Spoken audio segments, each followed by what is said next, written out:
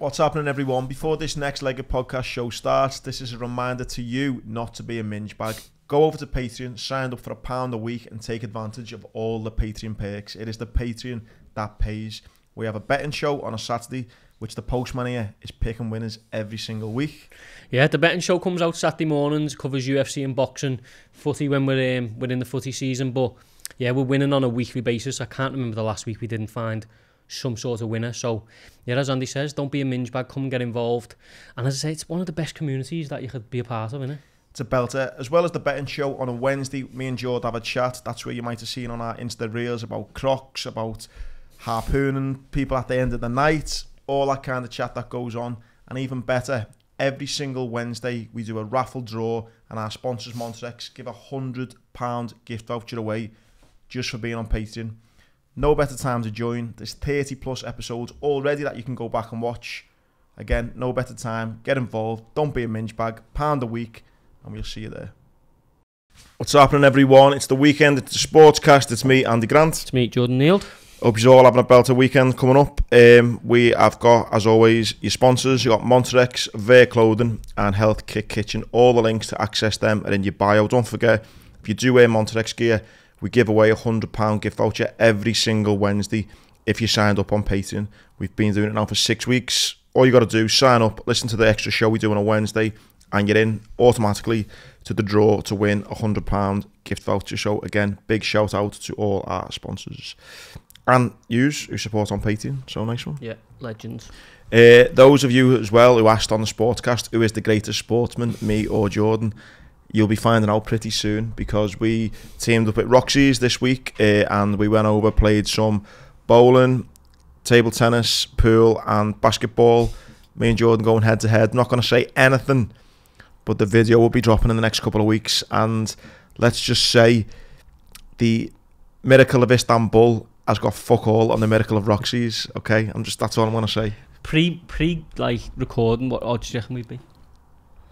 I reckon wrongly, however, I will say people would make you slight favourite, but I would argue and say that's wrong. The bookies have got it wrong. Why? I think people just assume because you used to play football, you'd be decent at sport. And because I'm not like I've got no experience in playing like sport to a decent level. People could argue running, but I mean, I think people would say you. Yeah. And I would say you're wrong. Let's see how it plays out. Let's see how it plays out. But it was fucking hilarious. So yeah, if you're into watching me and Jord play some games, we've got to do that more, you know. Yeah, we will. We'll get signed up for Patreon, and we can end up doing more stuff like that, because it was a belter. It was a great day. Last weekend the sport was a belter as well. Should we start off with the boxing that kind of made the most headlines this week? Yeah. Do your best Joshua speech impression. You know what, lad? I've proper come full circle. You know. Yeah. Yeah. At first I thought, what the fuck are you doing, you bellend? And then now I've listened to everyone else. I've listened to like people's opinions on it. I've sat back and I feel a bit sorry for him now.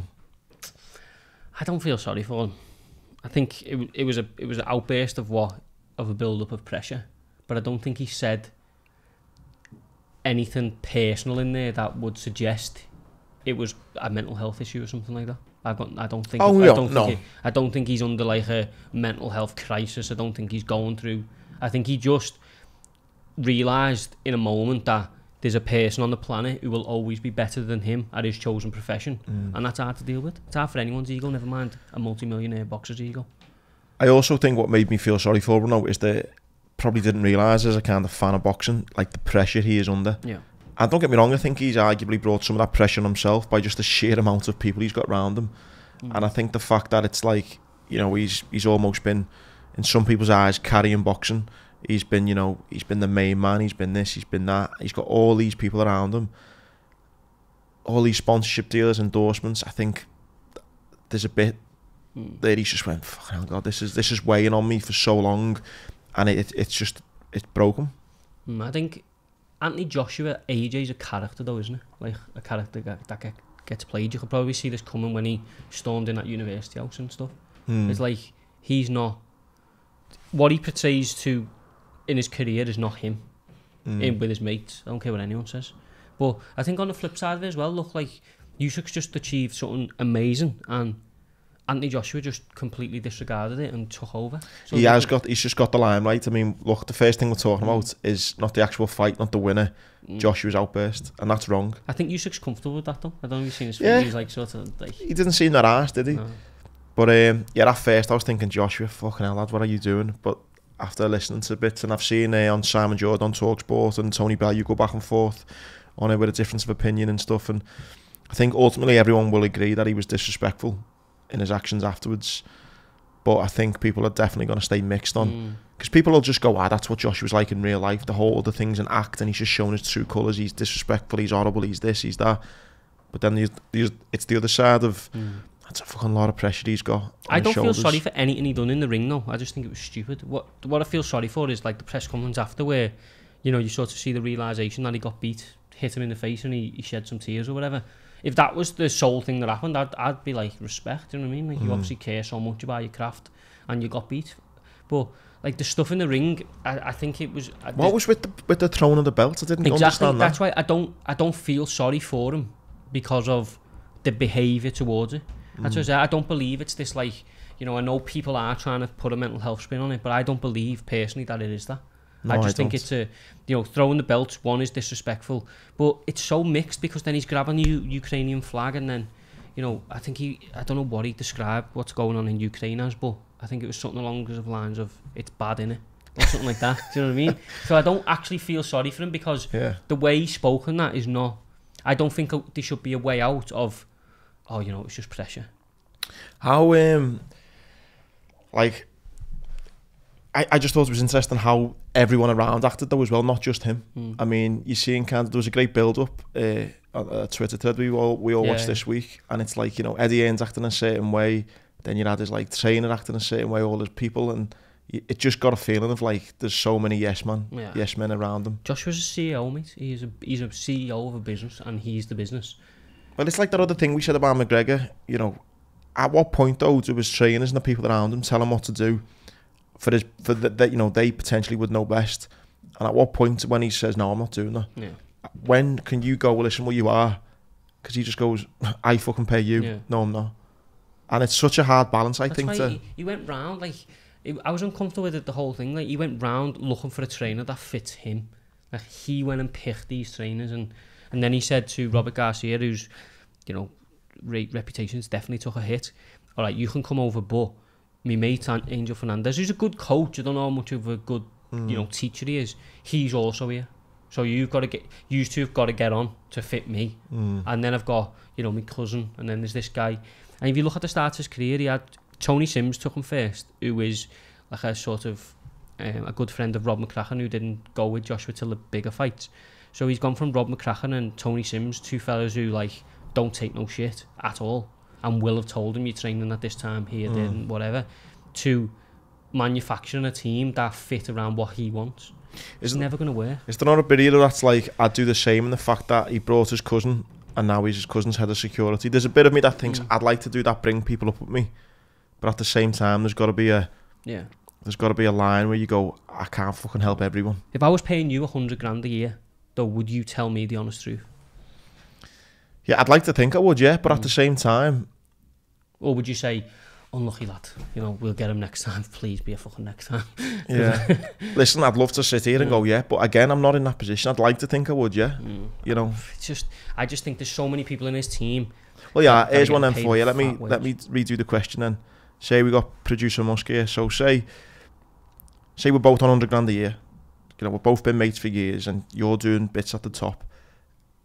And then Musk goes to you, lad, listen, I'm your fucking mate, you need to fucking stop this now, stop it. You go, you know what, lad, fuck yeah, you're fired, gone. Then an hour or two later, or a day or two later, I'm like, do I really want to give up my $100,000? And you don't know if something like that's happened. So it's hard, isn't it? But that's when it becomes a monopoly, doesn't it? It becomes more about business than it does about boxing. And that's, I said last week when we recorded online, I think Joshua's great. Like, I respect him, I rate him. I think what he's done for British boxing's great, but I just don't think the two worlds marry up. You can't be a dominating world champion and live in the way he does. And I think what he's done is looked at like Floyd Mayweather and stuff. But what you don't realise, that Floyd Mayweather was with the same people from day one. People who did tell him. Like, I know, you know, he built this thing, you know, he trains whenever he wants, but he didn't have nobody in his corner. His uncles and his dad and stuff fucked off loads of times when he was being an idiot. And then he had to go to them to ask them to come back. On to the actual fight. So according to the judges' scorecards, in round 9, Joshua's winning the fight. It's mad, isn't it? What's going on there? Don't know. Someone had him winning the fucking whole thing, period. But even after round 9, though, the judges combined had Joshua up. It's scary, isn't it? That's really wrong. I think that's the most concerning thing of the whole fight. I didn't even enjoy the fight. No. I thought it was crap. I thought Usyk was ahead in every department apart from... Joshua did empty the tank a bit in round 9. 8 or 9 was it? When he emptied the tank a bit. Yeah. But if you actually watch it, he doesn't land anything. He just looks like... He's just going backwards and with his hands there. He's just more aggressive, isn't he? And then, I mean, the testament to Usyk is that Joshua has that round 9 and then Usyk almost stops him in round 10. Yeah. And I think he could have stopped him. I just think every time Joshua's rocking, he sort of took a step back as if to like go, I'm not even going to give you a chance to land a haymaker sort of thing. So also as well, straight after the fight, you had Mr. I'm retiring. No, I'll fight again for free for the British public. No, I'm fighting for $500 million. No, I'm retiring. Yeah. Now I'm fight again for $500 million. Having his say, do you think that fight will happen? No, never. I just don't. I mean, he was on the radio, wasn't he, saying about... I seen a clip on Twitter about... He was like pronouncing Usyk's name wrong and saying, if they want me to fight this unknown commodity, then I want 500 mil. I was like, he's Olympic gold medalist, unified undisputed cruiserweight champion, unified heavyweight champion, but you don't know who he is. But yeah, I can't see it happening, mate, at all, because I just don't think Usyk will play the games. Like if Tyson Fury goes, I know Usyk said at the end, if I don't fight Tyson Fury, I'm not fighting. But if Fury goes back and says, I want all this money, and that, Usyk's not the type of person who's going to go, just give him it, I want him in the ring. He'll say, fuck him then. Usyk doesn't need to ever fight again. No. And I think... It'd be a shame if it didn't happen though. Yeah, it will, but it won't. I don't think it generates enough money.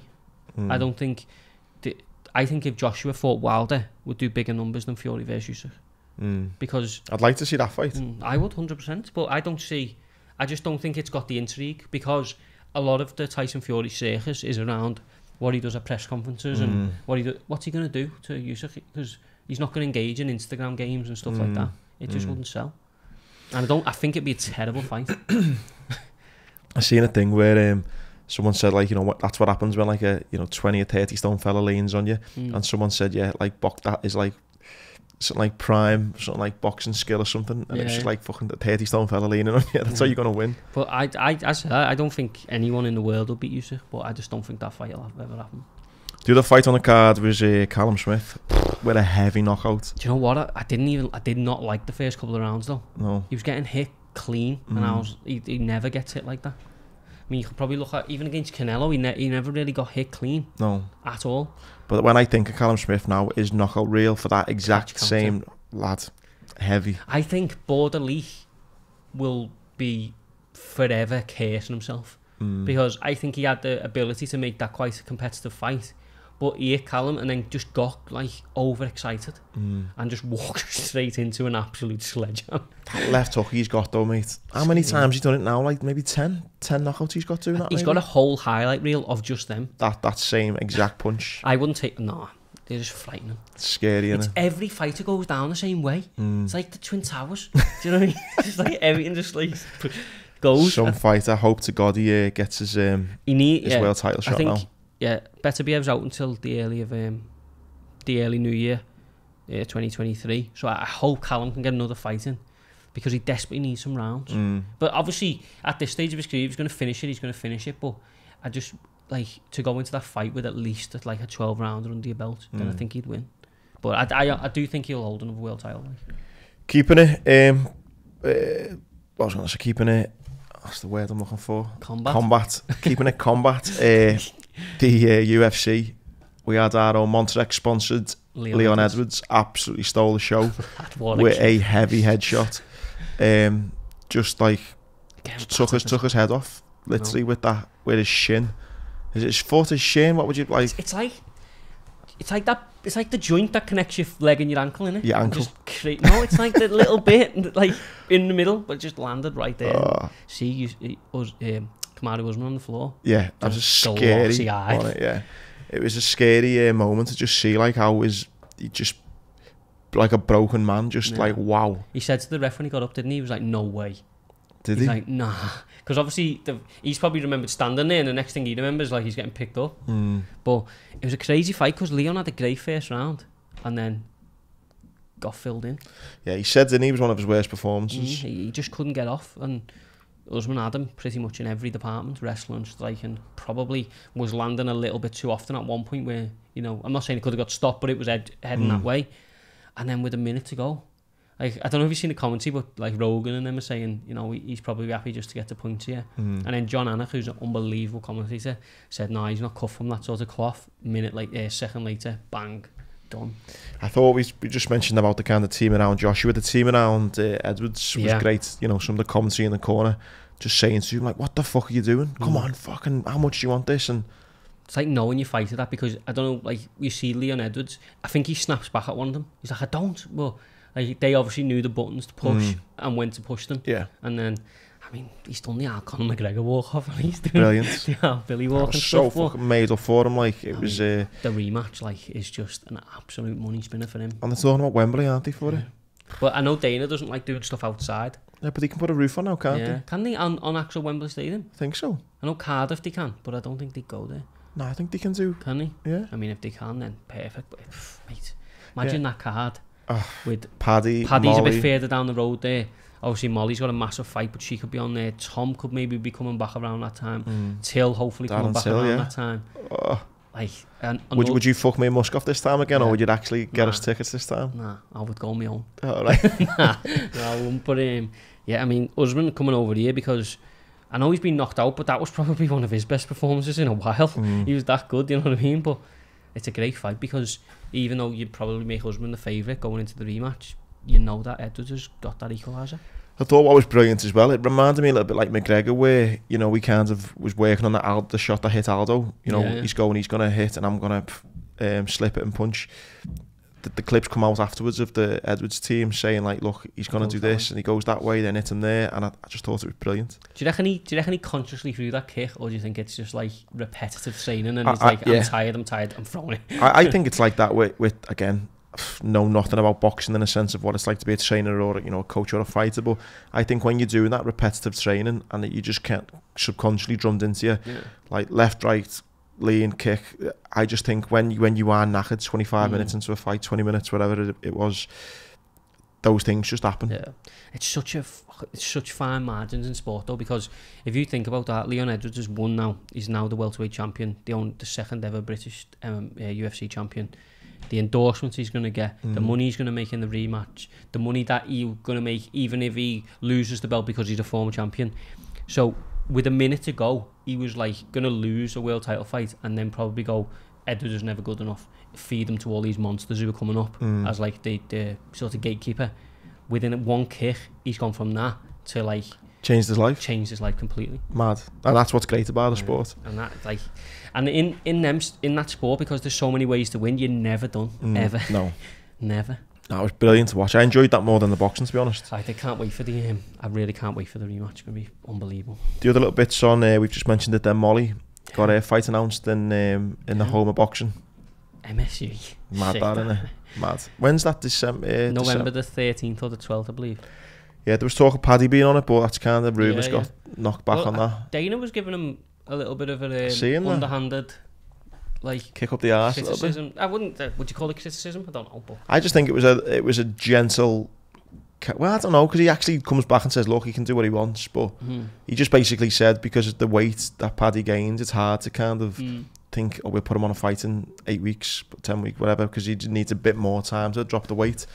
So he didn't like telling him off, was he? But it was a little bit whether Paddy's going to take notice. I've seen Paddy say he'll start watching his weight a bit more when he starts fighting ranked opponents. That's a dangerous thing to say though, because then the UFC go on in. You know what I mean? Go in there with him. Whether Paddy's ready for that, who knows? But I've seen Paddy put something out again, I think it was yesterday, talking about like his body and that like his fat percentage isn't even high, like all this stuff. So I don't know if that's a little bit like of he had a resting heart rate, like 30 or something as well. So like he's obviously fit as fuck. Yeah, he doesn't drink. It's nothing like, he's not like he's doing a Ricky Hatton and going on the ale and 12 pints and I think he definitely likes to balloon up in weight, but at the moment it's working. So the thing I would say about Paddy as well, and like say got to kind of know Paddy, really really nice lad. What I would say most about him is, yeah, you can say he puts on weight. Yeah, you can kind of knock him and say, is that unprofessional? He's never missed weight though. No. So you can't say, oh look, he's not learned his lesson. He's done everything that's ever been asked of him. So and he's made it well. He's looked well. Yeah, exactly. You can't knock him. And he said to me when I asked him about it, he can't stay at that weight for longer than a couple of hours. Yeah. Do you know what I mean? He can't do it. So I don't think people. I think it's more of a joke now. I think he's naturally quite a big lad as well, though. Do you know what I mean? Like I think people look at him. If you see him in clothes, you might think, oh my God, he's put a bit of weight on. But I just think that he's just naturally quite a big lad, do you know what I mean? But who'd he match him with? Because it's probably at that point now where Dana might go, keep sort of feed them the guys that Paddy's expected to win. Or, like a bit like what Molly's been given, sort of like, go and fight someone.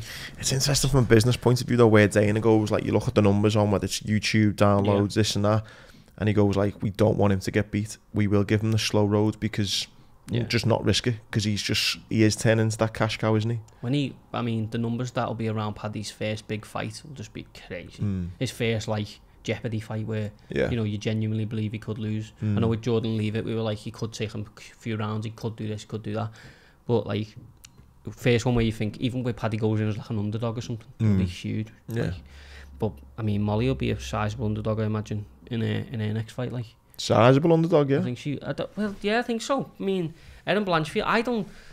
Erin Blanchfield's like, people earmarking her for being sort of a future champ and stuff. She's 23, I think. Don't know what sort of. Let me see what her streak's like in the. She's ranked 13, I think, or 12. Molly's obviously 15, so it's a fight that makes sense. I don't think Molly will be sort of intimidated by it. But yeah, she's since she come into the UFC, she's on a 3-fight win streak. Sarah Alper, Miranda Maverick, JJ Aldrich.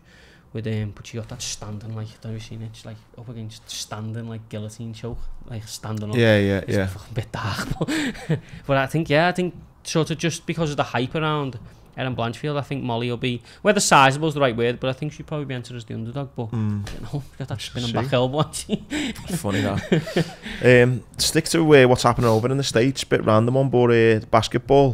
Have you seen the new documentary that's coming out about the LA Lakers? By the way, just before we go on, I watched a mad sport documentary the other day. Have you seen The Girlfriend Who Didn't Exist? I don't want to know much about it. Have you seen that? I started watching about 10 minutes and that's the maddest story I've ever. I mean, like, for someone at that level of sport, like, mad. But catfished, wasn't he? Yeah, but it's like, no, I don't want to know. Oh my God, it's mental. It's on Netflix, if anyone's looking, they're great, them Untold things. Yeah. Have you watched that tennis one? Yeah. Mardy Fish, is it? Yeah, I've not seen it. I've just asked you, do you watch it? You said yeah. Because I know I've seen the preview of it. But it looks brilliant. Yeah, they look really good. Now I've seen there's going to be a belt one, LA Lakers. It's going to be looks to me a little bit like a bit of a testimonial for, not testimonial, for Kobe Bryant. Dedication. A little bit. But it's also by the LA Lakers. I also seen that his wife, after the crash, looks like she's getting 16 million. Yeah, for them pictures people took. Yeah. I didn't know she got the clothes back. Did she? Yeah. Over that they were both wearing. I read on that article, and I think her whole point was like, if the clothes in that condition, my loved ones are in that condition, how the fuck could you take a photo, sort of thing? It's fucked up. I mean, anyone taking a photo for social media there is just like horrible. Yeah. That's low. That. Like, but so basketball. They're the two big things I've seen this week. In the old F1, Ricciardo's on the move. Yeah. He's going back, I believe. Well, it's now called he's leaving McLaren. Yeah. Which is obviously, but it's that they call it, don't they, silly season. It's where all the deals kind of get done for the next season and stuff. I quite like that. Because Alonso's gone to Aston Martin, hasn't he? So I think Ricciardo's going to go back to Alpine. But I just think it's mad though that they've still got to race within the teams against the teams that they're going to be going against. Especially with Ricciardo, because I don't think he's performed as good as he can. But obviously he won a race for them last season. But it's like, there's got to be some bitterness, because there's been points this year when he's been quicker than Lando Norris, but obviously Lando's the golden boy, so they haven't let him go past, or they've held up his race or something. When he sits in that car this weekend in Belgium, it's like, there's got to be a part of him that's thinking, fuck you. Yeah. But also he's got to perform because... He's got to stay professional, hasn't he? Nobody's got... The next team that he's going to sign for, he's got to show, hasn't he? That's what I mean, still yeah. Going, but it's so many mad dynamics with that. It's a crazy sport. There's too much like money in it. You know what I mean? It's like, talk about Monopoly with Joshua before. The other thing I saw really interesting this weekend, we talk about women in sport and stuff, you like how the football's developed so much. They've come out and said it's unlikely within the next 5 years that there'll be a woman driver. Yeah. I know there's so many jokes about like women drivers. I'd put you in that bracket, lad, with your driving, to be honest. But only one of us around this table being banned. I think it's an interesting one to think that why if there's a woman driver good enough, which I'm sure there are many amazing women drivers, why are they saying 5? Like, I don't get what the thing is. I think if I read rightly or read between the lines correctly, I think it's a safety thing, isn't it? Do you know? I don't think the advances in sort of car setup, you know, for like the G-force and stuff like that. I don't think. Surely a woman could handle that. Like, there's women pilots who go through crazy G-force. That's all. Like I sort of read, but like, I don't know whether the sport's really prepared for. Because it's all designed around a prime male anatomy, isn't it? I don't think the sport is... Maybe just some, like, pad and feed the boobs or something, maybe, I don't know, in the car. That's what I mean, but have you seen how small them fucking entries are? Yeah, but you just put 2 little marks in it, don't you? Depending on how big your boobs are. I know, but I think there should be, but I sort of, that was just what I read from it. I just assumed there's got to be a woman out there who maybe not as good as the likes of Lewis Hamilton, but, like... And I also think the elephant in the room is that F1 is dominated by old white men. Maybe, yeah. Maybe that's it. You know what I mean? It's not to do with boob size, it's just to do with the Every team's led by, majority of teams are led by old white men. Yeah, a millionaire. Yeah. Everyone at the top making decision is an old white man. Be interesting that though. As much as it might be, they might dress it up as safety concerns. I think it's a lot. Undertones. Old racist men. There's loads of little mad stories as well on the whole women front. I seen Asha Smith, I think she's the 100 metre, 200 metres. She's called for some more research to go in to performance with regards to a woman's menstrual cycle. 100% it should be. And it just got me thinking. I know that like pills that a woman can take to delay a period and various bits and bobs and stuff. No, but how kind of unlucky you're going to be if, you're competing at the Olympics and, I don't know, your day to compete happens to fall on the day you do your period. It's an unfair thing. It's mad, isn't it? I've never really even thought about that. I always think about, obviously because it's my love, but I always think about, like, making weight in boxing or, for example, I know certain females have suffered with like pains and stuff. What if you're in a world title fight? That's what I mean. Getting ripped to the body and you're already in pain. Yeah. There has to be. I mean, I don't profess to know the ins and outs of what you can take and stuff like that. I thought you were going to say anything about a woman's period. No, I also don't know about that. But I'm just saying, like, even if you are taking sort of things that can delay it, how healthy is that for you in the long run? No. Do you know what I mean? It's mad. There should be some sort of more understanding about that, 100%. Yeah, so she's called for some more research. I'm guessing as well, any women listening, please tell me, but I'm guessing there's times of the month when you've got more energy than others because of your period and stuff, so... I think water retention's a thing as well, isn't it? Is in terms of weight, yeah. So yeah, she's called, what you just thought, that was an interesting article I read. See that the calf that I've seen, Ben Gregory, he's in a coma after a bike crash. Bike crash, yeah. Scary, that, man. You know what, I don't know how would you ever think though, footballers or like sportsmen, athletes, you kind of just think that they don't ever have normal shit happen to them. Immortal. Yeah, you just think he'll never have a car crash because he's, he can run 100 metres in 9.5 seconds. It's like when one comes out, I know that lad from Bournemouth when one come out with like a serious illness or something, you're always like, no. Yeah, it's mad. The football, like, and people always say like fit and healthy because like that's the job, but it doesn't actually mean anything. No. Another crazy couple of stories in the world of golf as well. I love golf, it's great, lad. But I like it though, again, for the fucking circus, not for the actual reasons of liking it.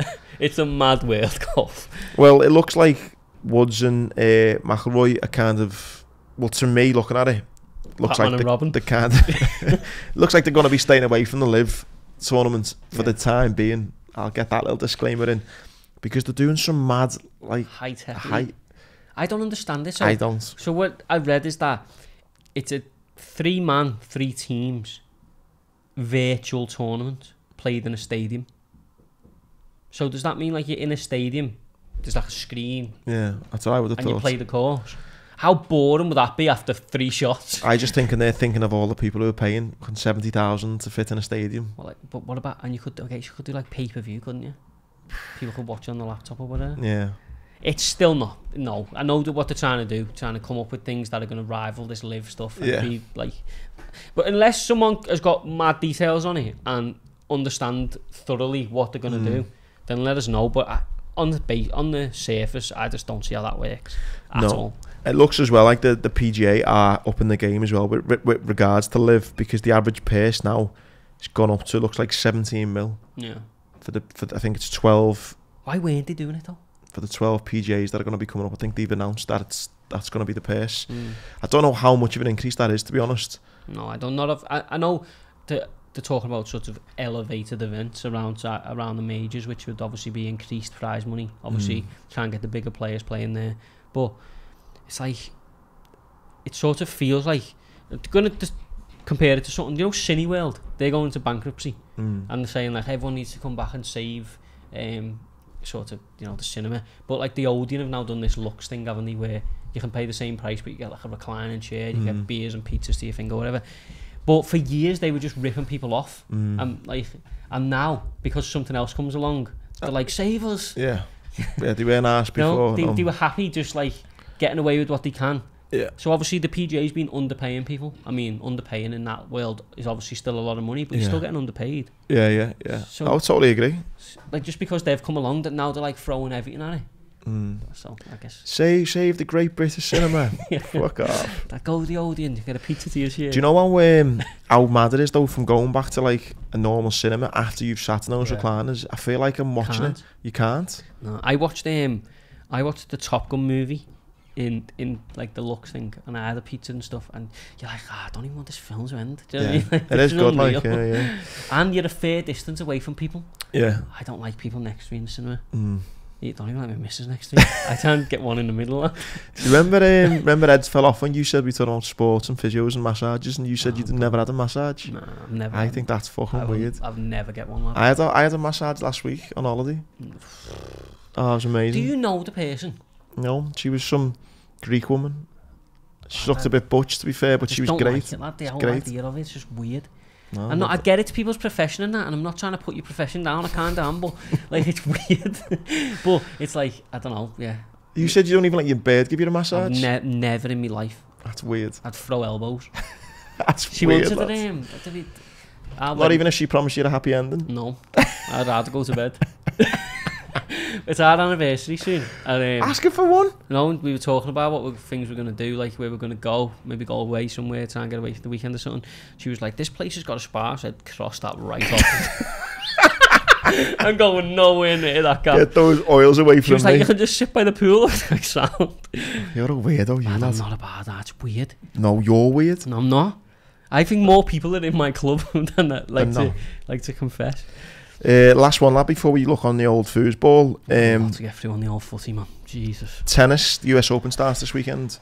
This is where Emma Raducanu came into our lives a year ago. And ever since, you just absolutely berated the poor girl. No, I've just thought that she got elevated too quickly. But anyway, best of luck to her. Kicks off on Sunday. I want to go back to the show when she won and see what you said about it. Let's do it. I won't have said anything bad. No, ever. I reckon you were on the bandwagon. I reckon you were like, I'm a Raducanu's the one. And now in a year, your fickleness has just come full circle. All I have said is I didn't get why she suddenly. I don't get the ranking points. She went from like absolute nowhere to like 10 in the world. Yeah, because she won the US Open. But that's just like saying, you know, Leicester won the Premier League. Okay, now they're like the fifth best team in Europe. It doesn't happen like that. No. And I just felt her rise was, you know, she was going in favourites against all these players, and I was like, get smacked. And it's proven true. But anyway, hope she does well this coming couple of weeks. She's in the Kyrgios thing, have you? Kyrgios, yeah, he's battered his bird a while back, didn't he? Yeah, but he's in. Don't when he said 700 drinks, bro. Remember that? Yeah. He's getting done for that as well. Is he? Yeah. The woman's suing him. Yeah. Why? Don't. Defamation of character. Saying she's an alcoholic or something. So she's been seen as that. Oh wow. The woman That's bad. The woman who attended the final with their mother said, "I am not litigious, but after much consideration, I have concluded I have no alternative but to instruct my solicitors to bring defamation proceedings against Kyrgios in order to clear my name and something else." And the £5 million. What a joke! That's compensation culture. That next year, as part of the Sportcast series, we'll go somewhere, get as drunk or as high as possible, try and ruin it, and see if we can get $5 million. I'd do that. I would do that. What can we ruin? You're on camera fucking Slating everyone every week. This video has been deleted. Oh, I don't know. What sport can we ruin? Something like proper. Can ruin something, can't we? I'd want it to be funny though. Do you know what I mean? Nah, I'm going for the emotional play, lad. I want $5 million. I'd do something right in a tennis. Let's just use tennis then. Like, I'd maybe like hobble or something. Wait for someone like Kyrgios to give me some shit and say, "Hurry up, mate." And I'd be like, "I've only got one leg." Yeah. Nice one. Yeah. Disabled, yeah, knocking a disabled man. PTSD. Yeah. It's all coming back. Or if he said something like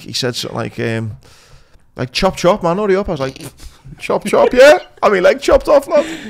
When people watch the Sportcast series, that's what I'd do. Yeah.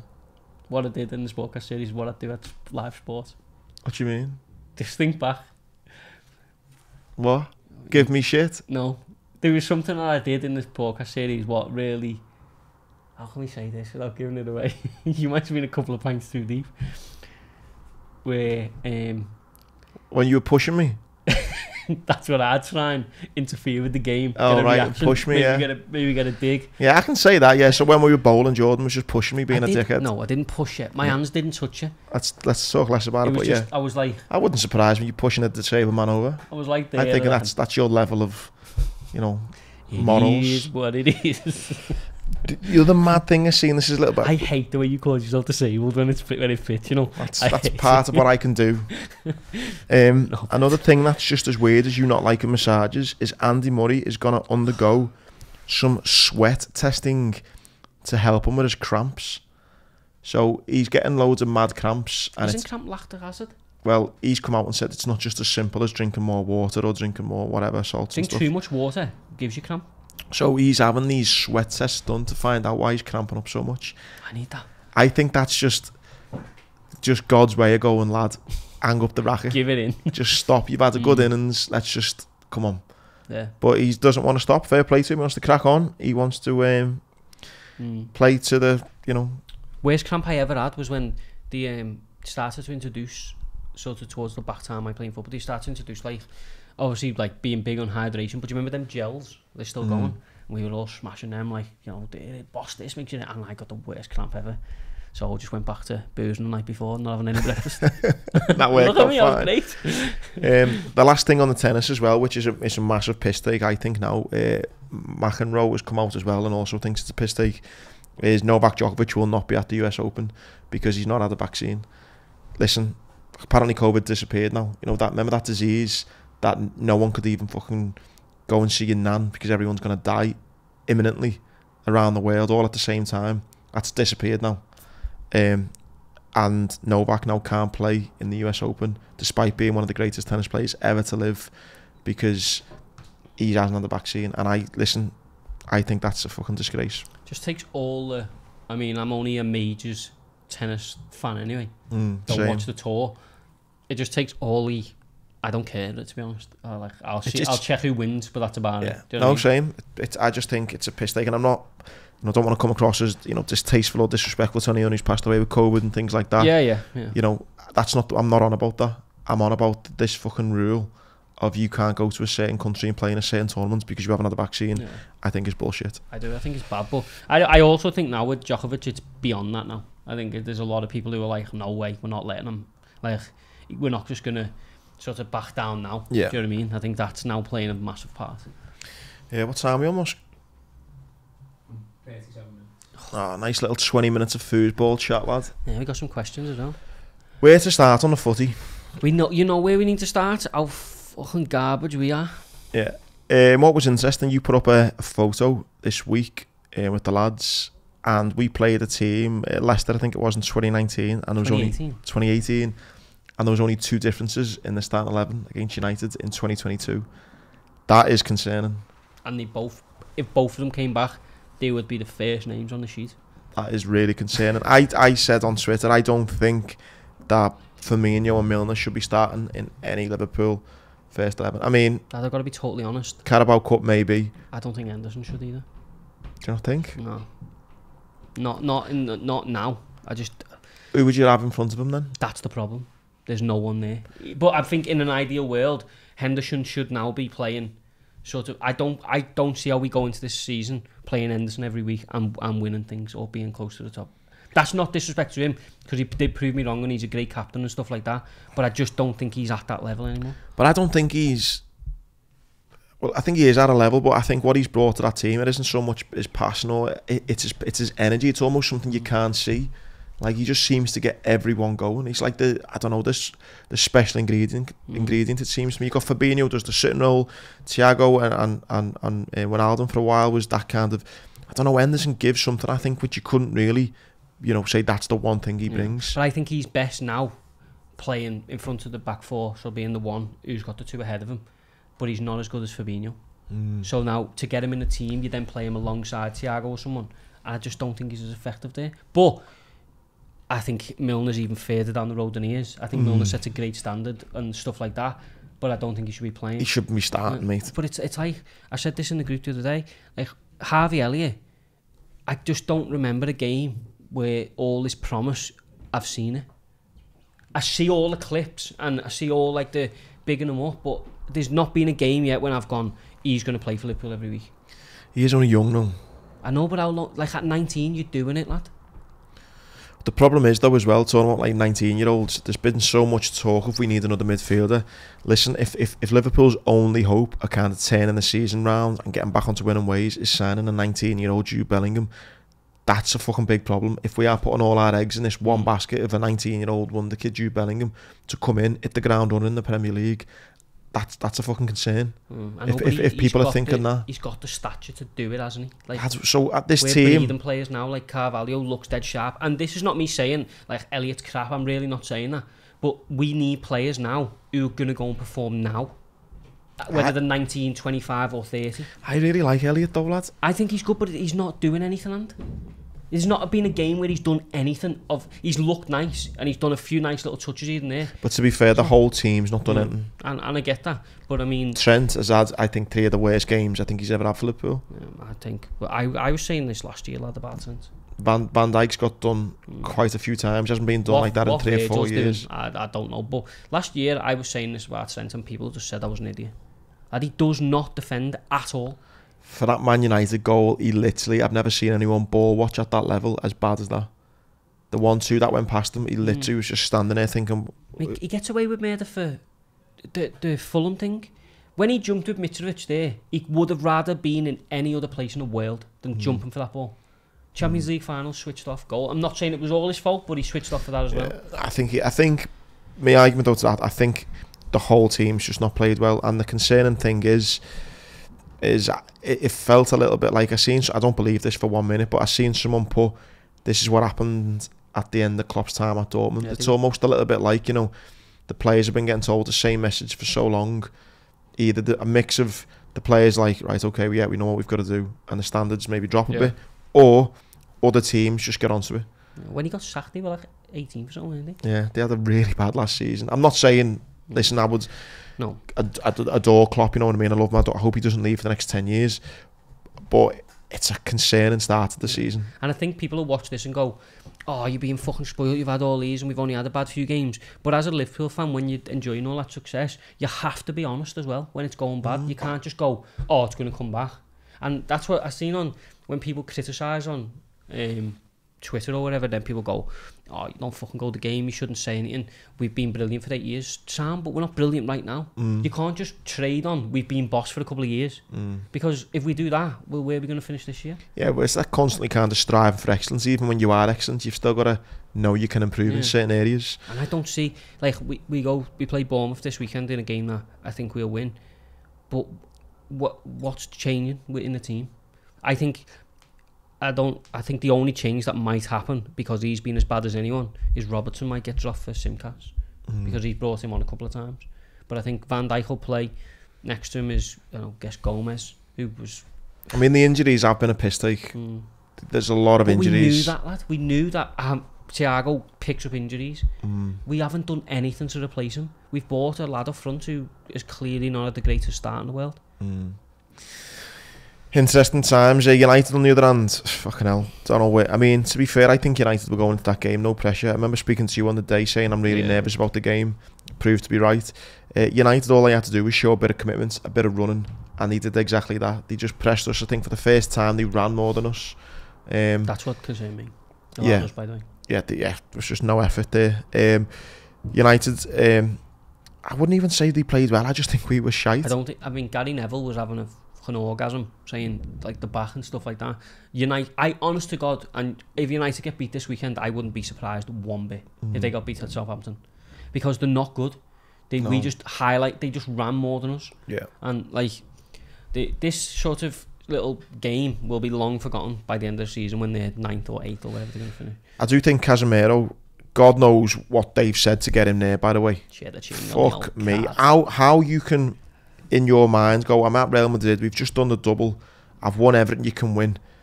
I'm living in Madrid, the weather's great, I'm on fucking a couple $100,000 a week. I'm surrounded by, great players, great manager. Yet there's a project in rainy Manchester of a team who's finishing fucking, probably going to finish outside the top 6.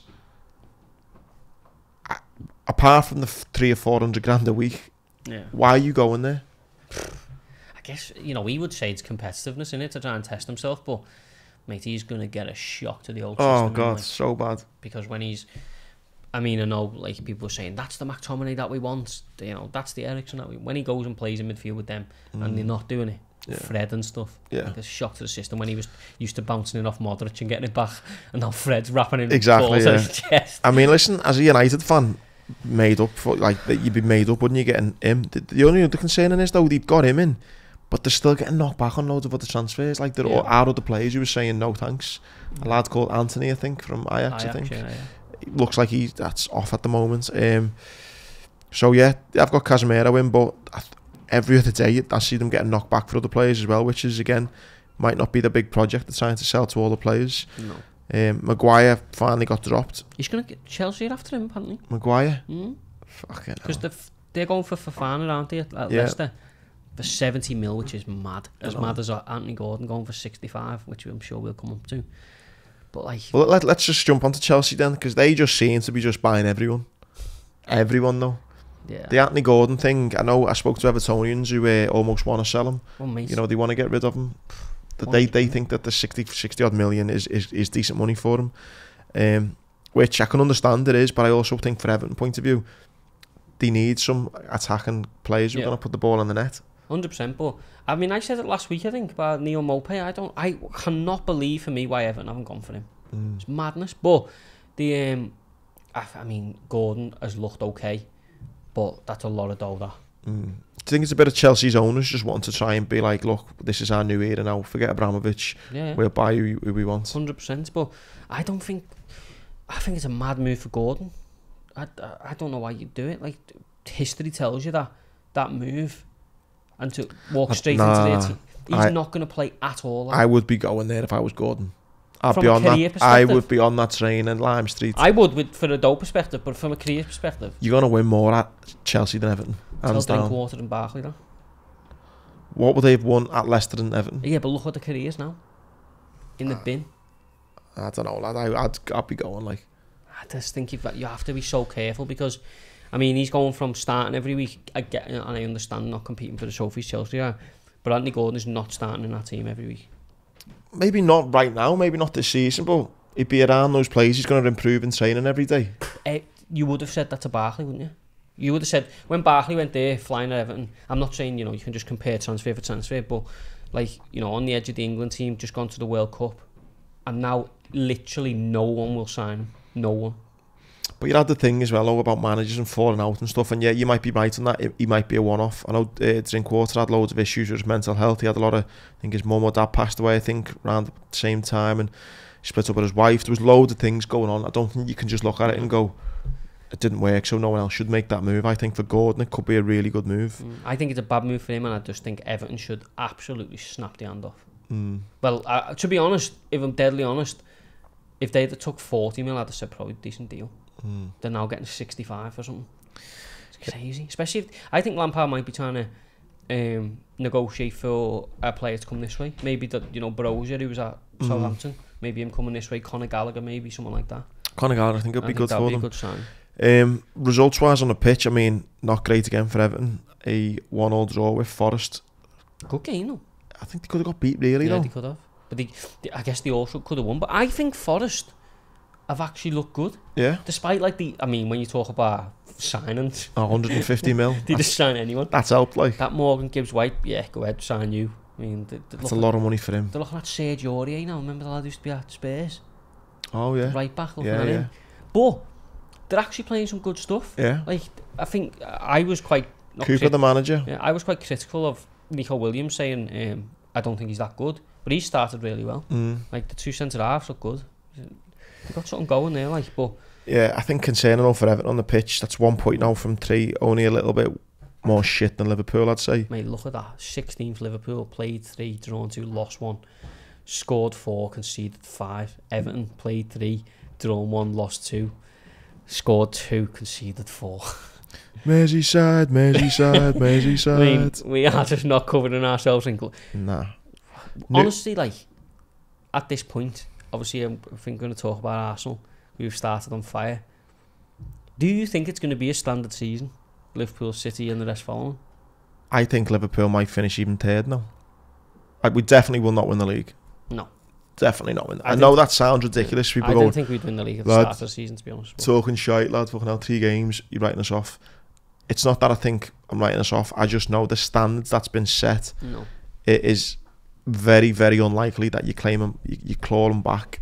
You know, this really poor start. We've not played any decent team. If you offered me top 1, I would take it. I think third at least, second or third. But I know what you mean. You look at Arsenal, how well they've played. I think Chelsea, the signings they've made, them two are going to be, you know. It's teams that are improving though. That like are not going to necessarily finish above you, but they're going to make the season trickier. The likes of Newcastle, Brighton who are playing really, really well. You know, Forest, Palace have looked decent. I thought they looked good against us. Newcastle have just on the verge of signing 58 million for the Real Sociedad striker. Are they? You know, they're doing bits, mate. You think they're going to be shite? No, I don't think they're going to be shit. But all this stuff about Alan Shearer saying they're going to be like right up there, I think Newcastle will finish anywhere between like 10th and 7th. I could see 7th, 8th. Yeah,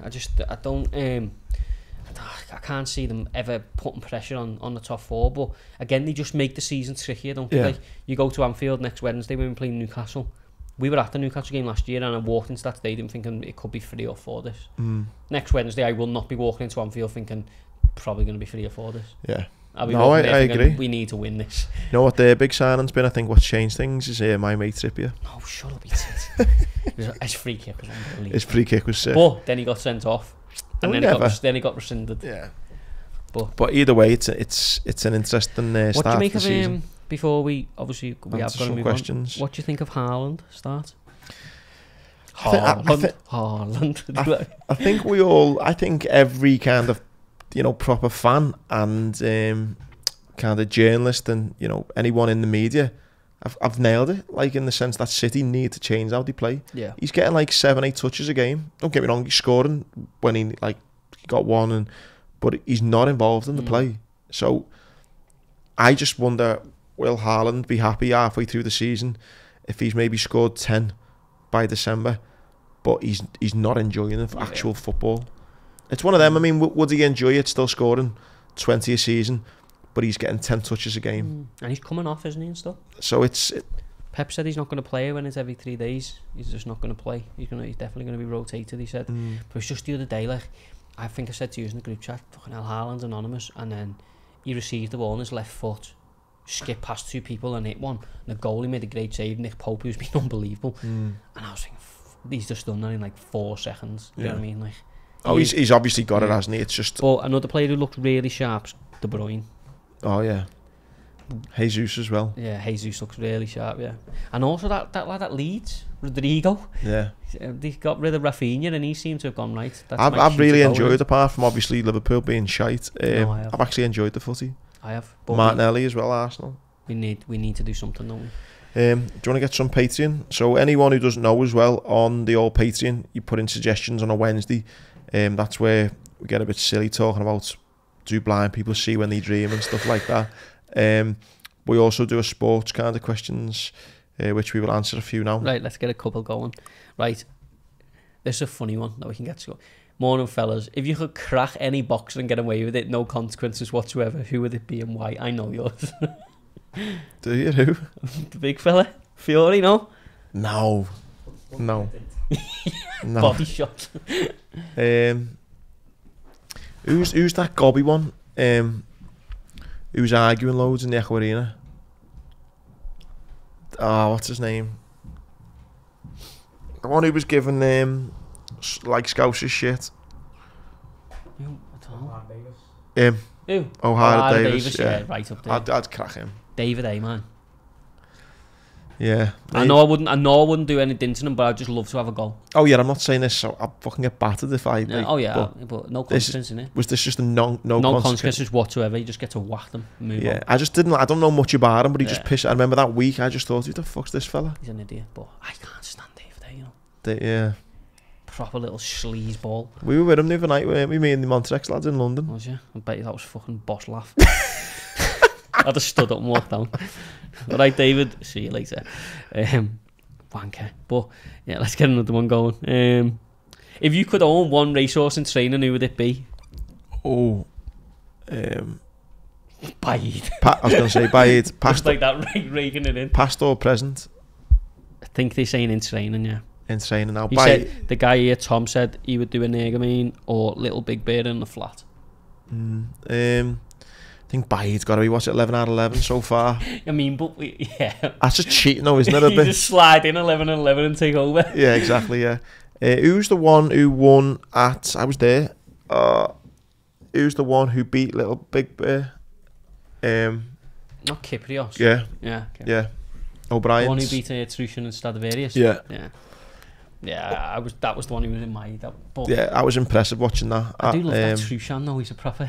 Oh, he's a proper warrior. Yeah. I think she was on that, wasn't she? Holly was on that. Trushan. And she arguably fucked the horse up that day. Yeah. Stradivarius would be a good one to no, it's at like he's at the coming to the end of his career potentially now. To take over training as Stradivarius and just pick a few little good days out. Yeah, would be quite interesting. Yeah, and I think although it broke my heart and it made you a load of money, Aplutard is the one I'd want to own. Oh yeah, what a beast. Yeah, Aplutard. But if you go the romantics, you couldn't get away from owning like Tiger or something, could you? You know, I know it's with them, but like, I've been at Cheltenham a couple of times when it won over the what's the really long race they do? Yeah, the cross country. That was great to watch that a few times. Yeah, it's a good question though. Yeah, it was. But there's a couple more here. After watching the Padded Seat on YouTube, which is a great channel, you've seen it, brilliant. What would you, if you could afford one, get a season ticket for hospitality? Yeah, 100%. My man. Yeah, we would. That's what we're about to. What I would like to do, and who knows, maybe one day if the podcast continues to grow, I'd love to have like a podcast kind of, maybe not a box, but like a table of like 4, and we could like, I wouldn't maybe use it every game. Well, obviously the podcast would have it. Yeah. But we could either maybe give it away to people. Because I'd like to stand in the cop for like the big games. Yeah. But then when we're playing like Newcastle on a Wednesday night, I'd be fucking well in there with me hot chocolate. I'd be in there every week just hosting.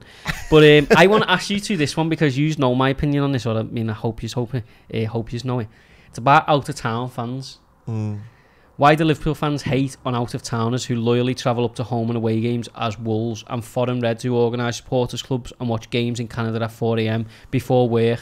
All bars shut and they've got work in 5 hours. Why do they get hate? So my thing on this, I can actually see, not that I'm sitting on the fence, but I can actually see both sides. I mean, you look at someone like me, for example, I could get frowned upon. I go to the match, I turn up, see all my mates, I go in the ground 2 minutes before kick-off, don't sing You'll Never Walk Alone, don't wear a Liverpool top, don't have a scarf. Don't sing You'll Never Walk Alone? No, I get in there sometimes, like when it's halfway through. I mean, like I thought you were making a point that you don't sing it ever. No, like the Everton fans. What I mean is, I go and watch Liverpool with a season ticket. I get in there, 30 seconds before kick-off. Might have missed You'll Never Walk Alone. Don't wear a Liverpool top. Don't wear a scarf. I get off on 42 minutes to go and get the ale in, so missed the last 5 minutes of the first half. and people could go, you know, how are you a proper fan? I would love to go to the game, and I'd love to wear my top, I'd love to wear a scarf, but I can't. I live in Australia, I have to get up at 3 in the morning. You could argue they are more dedicated than me. So I get that I'm very fortunate to live in the city and be. So my big thing is, though, which is a little bit like, and I don't just mean football, this I mean everything in life, things get ruined when they get too good. Like, and it's everything. Just people fuck things up. So for example, what's like cool and quite niche, it just gets more popular, and then more people get involved, and then the kind of cool thing that like it was just ours, it gets too big, and then it just becomes a bit diluted. Then it's a bit like, and that's what I think Scousers or Liverpool fans maybe don't like. It's like, this is our team, this is our little city, this is, you know, we're all together for it, and then because we're so good, everyone wants to be a part of it, and it's like, no, it's ours, this, no. And then because it gets so good, and it look at Jamie Webster. I remember being in gigs where, you know, he's just starting out and it's great, and it's just, you're all in there, it's bigger and bigger and bigger and bigger, and then everyone's just like, oh yeah, and you're like, I personally have got not a problem with it, but it's like, it was cooler when it was just like, you know. I understand that, but if you adopted that outlook to everything, you could never do anything. You go to Cheltenham Festival, people could say to you, exactly, fucking get out of town. And that's what I mean. I can see it from both sides. I can understand why Liverpool fans are a bit like, this is ours, you know, I can't get a ticket now because all these foreigners are coming from, like, you know, America, from Australia, from Norway. I can't get a ticket. This is my home city. I can understand that. And the only reason, though, it's a double-edged sword, the only reason Liverpool have got the, you know, the finances to go and buy these players is because of the support from everyone out there. So I can understand both ways completely. And me personally, I'm not actually that bothered by it. I'm actually not that fussed about having overseas fans, and, you know, it doesn't really bother me that much. I understand it. This ties in with another thing TSB says about, he talks about non-league footy and, you know, affordable tickets, and you can go and like chill with your mates or whatever. I think if you don't like the commercialisation of a Premier League team, go and support someone who's not. And I'll be deadly honest, this make me sound like maybe a shit Liverpool fan. For me, I love going there because it's see me mates, it's the day, it's the social rather than the social. Yeah, I would say it's more social than actually getting so wound up about what happens on that pitch for 90 minutes. I'm going because it's part of me like me weekly thing and stuff. Do you know what I mean? Yeah. I just think sometimes the insular like mindset of Liverpool Football Club and just Liverpool as a city, I think sometimes it just goes against us. Do you know what I mean? We let ourselves down massively on that. I think there's a part of it where it's like the rallying round and, you know, being when shit hits the fan, everyone's there for each other. I get that, but also the side where it's like, fuck off, get out of our club. You know, we just want everyone from fucking Breck Road here. Yeah. It doesn't work because your team wouldn't be successful if you had that. No, exactly, and that's why you've got to understand, be educated enough to know that, you know, you need the support of everyone from around the world. And I do feel sorry for people who do love the club and maybe come and visit it, and then will get titled with the fuck off you wool. Yeah. It must be hard for them. Yeah. Do you know what I mean? I've told you before, I hate the phrase wool. It fucking does me head in. Proper does me head in. But moving on, there's a couple about Joshua, so I'm going to try and tie them all in together. So one, Eddie Hearn said Sky Sports wouldn't be showing boxing if it wasn't for AJ. What do you think? Load of shite. I agree. But they would not have invested if Sky Sports wouldn't have been investing in boxing if they were just doing the Echo Arena for 8,000. I'll tell you why they would have, because there'd be another Joshua. I know that sounds... No, listen, I know that sounds crazy, right? That if Joshua weren't there, but there would be another Joshua, lad. Joshua coming through had everything you need to cross over, from hardcore boxing fans who thought he was going to be the next Mike Tyson, to signing deals with Hugo Boss, to being on a Greg's advert, to being able to do, I don't know, whatever it was, BBC Sports Personality of the Year. He could speak to your nan, he could go, and then he could go and be a... But I'm saying, I know it sounds crazy, but there would have been someone else out there, maybe not as successful, maybe not as good looking, maybe not as good on the camera, maybe not as... But there'd be someone else out there that they would have put money into. I think you need to have everything in order to do that. You mean, you look now. So you're saying then when he's gone, then that's it, then boxing's finished? I think there'll be a big sort of lull in the next megastar, yeah. Tell me the last couple of megastars then. You had Khan. Ricky Hatton. Around 2004. Ricky Hatton was nowhere near Joshua's level. He was only there because he was in big fights. in terms of like actually carrying the British sport. I disagree again because social media and the way of the world weren't like it was when Haaland was there. And I agree, but I just it's not a conveyor belt of stars. I'm not saying it's a conveyor, and again, I'm not saying they'd all be as successful and as big as Joshua, and maybe Eddie Hearn and everything like that would be as big. However, there would have been someone, lads. But when he came around in 2012, they were trying to get out of boxing. When they had like Jim Watt and stuff, and they do Friday night fight nights, or they do prize fighter or something. There was never the schedule that Joshua and the hysteria that come with him. It was like it was sort of trickled downhill, lad. And I get it, and again, I don't want to come across like I'm disrespecting Joshua of what he did, what he has brought to British boxing, but to me, this sounds like a little bit of the question when Liverpool lose a great striker like Fernando Torres. You go, oh my God, what are we going to do? Torres is gone. Suarez. Oh my God, Suarez is gone. What are we going to... Salah. It's a little bit like that. But this is an individual, isn't it? Who's got so when you come through, so when Joshua retires, or even now, you look and you go, Conor Ben is not as good, for one, and won't be able to carry the sport the way Joshua did. Conor Ben will not reach world title fights, big massive ones. Well, you don't know that for certain. No, I don't, but I'm be pretty... In your opinion, you don't think he will. Eddie Hearn will think that he will. That's why he's pumping so much money into him. He's a good looking lad. He's fucking got the tattoos. He's got the fucking... Listen, Conor McGregor there. Conor Ben's the next one. Yeah, but Conor Ben is now 20-0 or something. Yeah. It's not the same, man. He's not coming through on the journey that you're like... But that's because the Olympics... Exactly. And there's no one coming out that's going to do it. There's talented lads, but there's no one who's can... Like, it's... Joshua was everything you need. He's a marketeer's dream, lad. I agree with everything that you're saying. And there's just not many people. It just doesn't happen. They would have filled it with someone else, is my opinion. Maybe, but not at the level of success that Sky Sports Boxing was at. I agree, but they would have filled it. I reckon that's enough, innit?